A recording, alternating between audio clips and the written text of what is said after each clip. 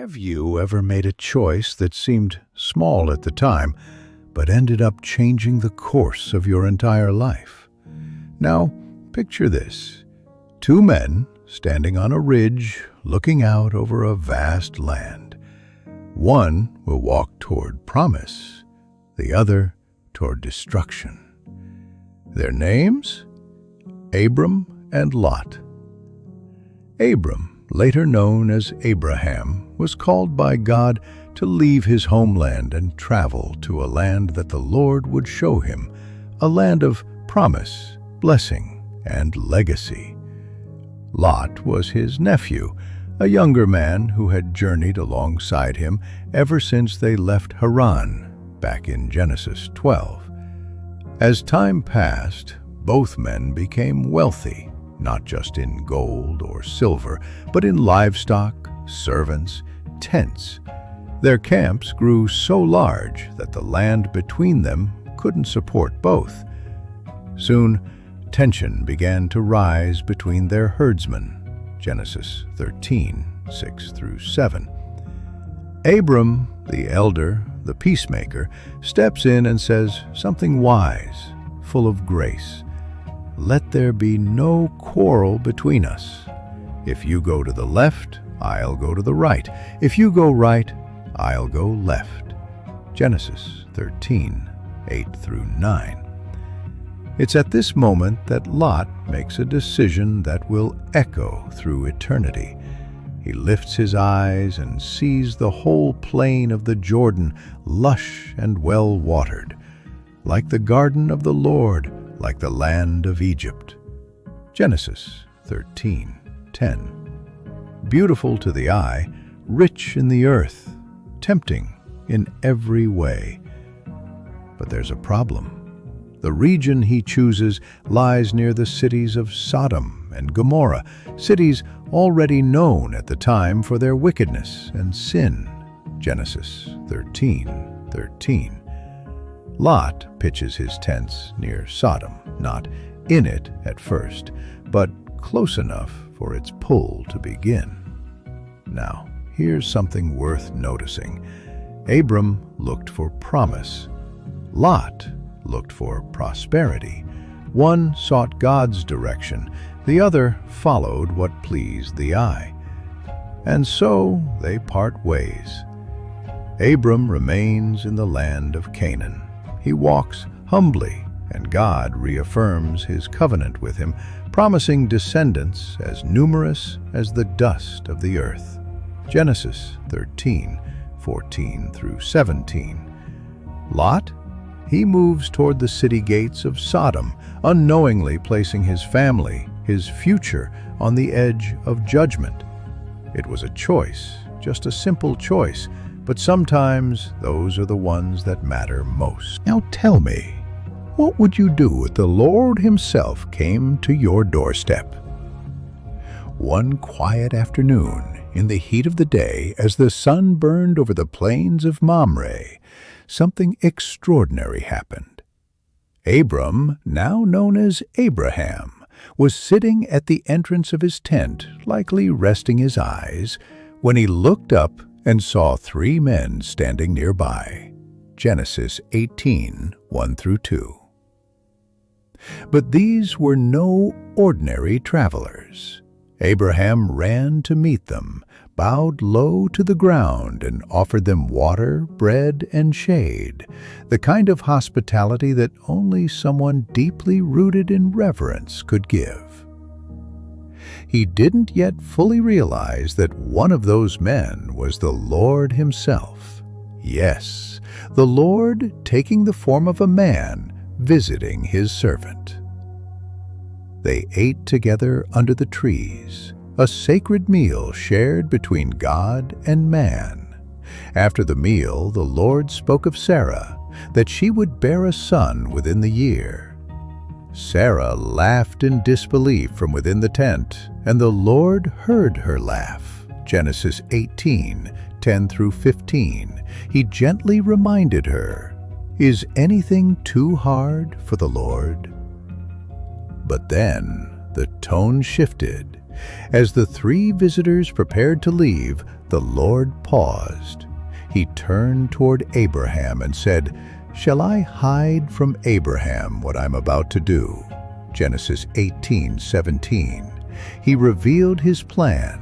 The outcry against Sodom and Gomorrah was great, and their sin was very grave. He would go down and see whether their evil was as deep as the cries reaching heaven. Genesis 18:20-21. Now imagine Abraham standing before the Lord, heart racing. He knows someone in that city, Lot, his nephew, his kin. So he steps forward, not with arrogance, but with boldness rooted in love. He begins to plead, not just for Lot, but for the city. "Will you sweep away the righteous with the wicked?" Abraham asks. Genesis 18:23. What if there are 50 righteous people in the city? The Lord responds, "If I find 50 righteous, I will spare the whole place." But Abraham doesn't stop there. He lowers the number to 45, then 40, then 30, 20, and finally 10. "Lord, please don't be angry if I speak just once more. What if only 10 righteous are found there?" And the Lord, full of patience, says, "For the sake of 10, I will not destroy it." Genesis 18:32. Then the Lord departs. The conversation ends, and Abraham returns to his place, likely with a heavy heart, unsure of what the outcome will be. After the Lord departed, Abraham stood alone on the ridge. The sun was dipping low, casting long shadows over the land.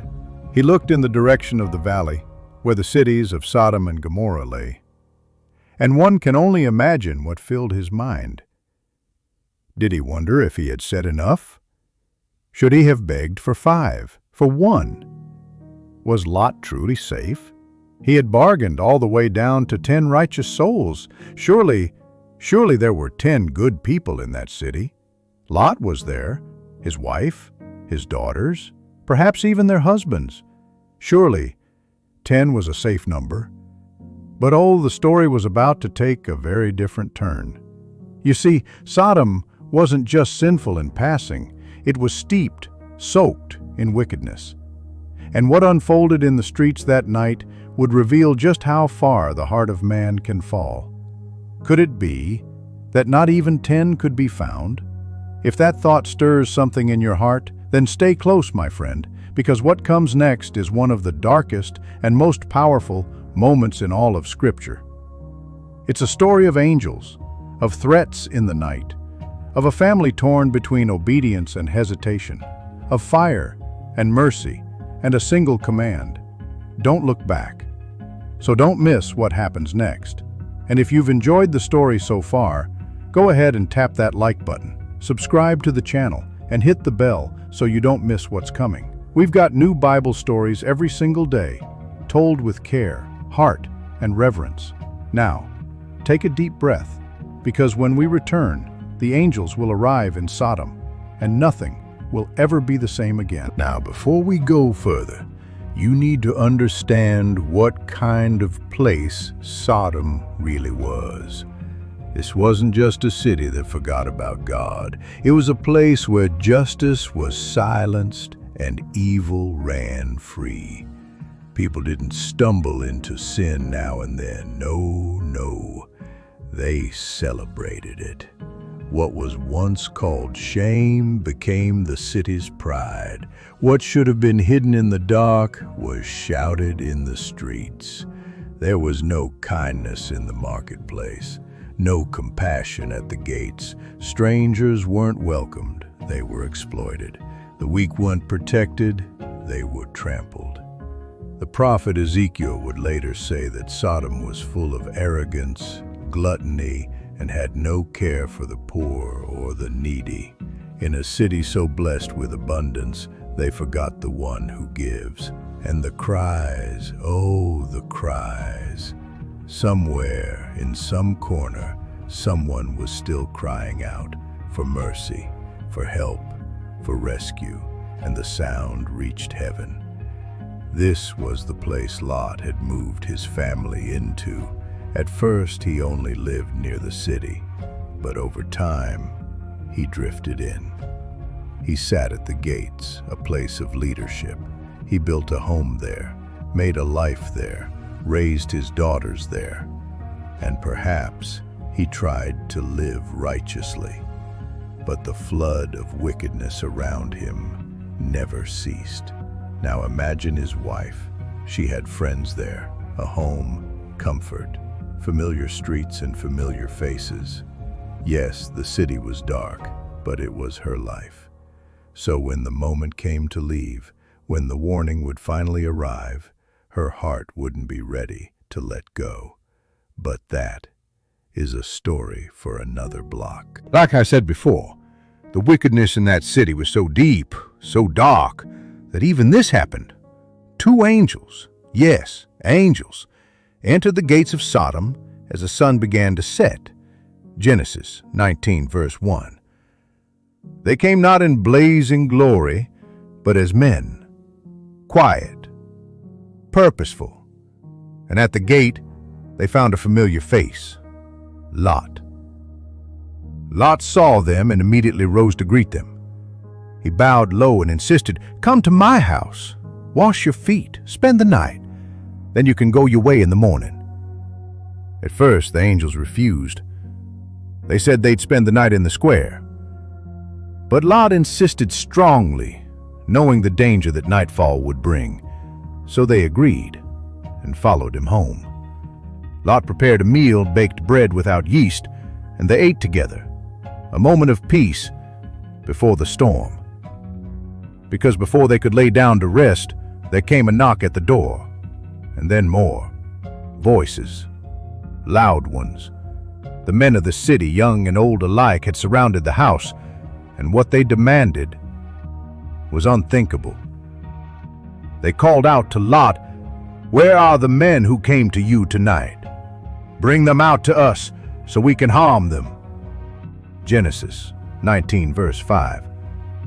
Lot stepped outside and shut the door behind him. Desperate, panicked, he pleaded with them, "Don't do this wicked thing." But the crowd grew restless, shouting back at him, mocking him for being a foreigner. They moved forward to break the door. Then in a flash, the angels pulled Lot back inside and struck the men outside with blindness. Genesis 19, verses 10 and 11. Still, even blind, they groped around for the door. That's how lost they were. They couldn't see, but they still chased sin. It was then that the angels spoke clearly. "Do you have anyone else here? Sons-in-law, sons or daughters, anyone in the city who belongs to you? Get them out now." Because what was coming could not be stopped. "We are going to destroy this place. The outcry has reached the Lord, and he has sent us to bring it down." Genesis 19, verse 13. The time for mercy had passed. The warning had come. And now, Lot had one night, just one, to gather those he loved. Now, just stop for a moment. Close your eyes and picture yourself in Lot's place. You've just seen, with your own eyes, heavenly beings, angels, strike an angry mob blind. You've heard their voice, firm and final. "This city will be destroyed. Gather your loved ones. Leave now." And yet, your heart is torn. This is the city where your daughters grew up, where you built your house, where your wife planted roots, where people know your name. You can feel the weight of the warning, but also the weight of attachment. Can you imagine the fear pressing down on Lot that night? The urgency in his chest? The racing thoughts? Will they believe me? Will they come? Will we make it out? It wasn't just a matter of leaving a place. It was tearing away from a life. And maybe you've felt something like that before. Maybe not fleeing a city, but knowing it's time to walk away from something familiar but broken. If you've felt that tension, if this story is stirring something in you, well, friend, that's a good reason to click that like button right now. Go ahead and subscribe too. We tell new Bible stories like this one every single day. Stories that speak to the soul, just like this one. Because what comes next is no longer about decisions. It's about judgment. And a city like this, a city that swallowed up all sense of justice and mercy, a city whose cries reached the heavens, it could not be left standing. And so, the punishment finally came. The angels had spoken, the Lord's judgment was set, but even then, even knowing what was coming, Lot hesitated. The text says it plainly. When he lingered, the men took hold of his hand, his wife's hand, and the hands of his 2 daughters, the Lord being merciful to him, and they brought him out and set him outside the city. Genesis 19:16. They had to be pulled out. Can you feel that? Lot knew the truth. He'd seen the angels' power. He heard their words, clear as day, and still he lingered. The grief, the fear, the disbelief, the sound of silence before the storm. Once outside, the command came sharp and final. Escape for your life. Do not look back. Do not stop anywhere in the plain. Flee to the mountains, or you will be swept away. Genesis 19:17. Lot begged for a small mercy, to flee to a nearby town called Zoar. Permission was granted, and as dawn broke, the moment came. The Lord rained down fire and burning sulfur on Sodom and Gomorrah from the heavens. Genesis 19:24. Flames roared across the sky. The cities shook. The ground trembled. Everything, houses, streets, vineyards, voices, gone. Now picture Lot running with his daughters, heart pounding, eyes fixed ahead, smoke behind them, heat at their backs, and then a pause. His wife, the one who'd built her life there, who never truly let go, whose heart was still wrapped in the city's comforts and pride. She turned, and just like that, she became a pillar of salt. Genesis 19:26. No last words. No second chance. One look, and she was frozen forever in place. Can you imagine Lot's cry? His hand reaching back for someone who was no longer there. The angels had warned them, but the pull of the past was too strong for her. Lot kept moving. He reached Zoar with his daughters, broken, shaken, and mourning. Behind him, the smoke rose like a furnace from the valley. A city burned, and a chapter of judgment was closed. When the sun rose over the valley that morning, Abraham stood in silence. He returned to the very place where he had pleaded with the Lord and looked toward the land below. What he saw was smoke, thick, dark, rising from the ground like a great furnace. Genesis 19:27 and 28. The cities were gone, and though his heart must have sunk, he didn't know yet that Lot had survived. God had remembered Abraham, and because of that, he rescued Lot out of the catastrophe. Genesis 19:29. Can you imagine the moment they met again? The look in Abraham's eyes, the weight lifted from Lot's shoulders? No more running, no more fear, only the quiet truth that God had not abandoned them. You see, many people read this story and think it's about punishment. But look closer. This is a story about mercy. Yes, the cities had become unbearable in their wickedness. The people had crossed every line, silenced every voice of truth, and turned their hearts away from everything good. But even in that darkness, God still listened. He still waited. He still sent messengers, and he still rescued the ones who clung to him.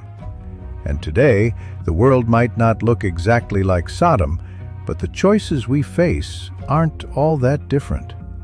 Will we walk toward what looks easy, like Lot once did? Will we hold on to what we should let go of, like his wife? Or will we surround ourselves with people who, like Abraham, seek the Lord and plead for others? Because the truth is, judgment is real, but so is grace. And when you walk with God, even through fire, you are never alone. If this story moved your heart, don't let it stop here. Tap that like button, subscribe to the channel, and come back tomorrow, because every day we share another powerful story from the Word of God. Stories that stir the soul, stories that reveal His justice and remind us of His everlasting mercy. We'll see you in the next one.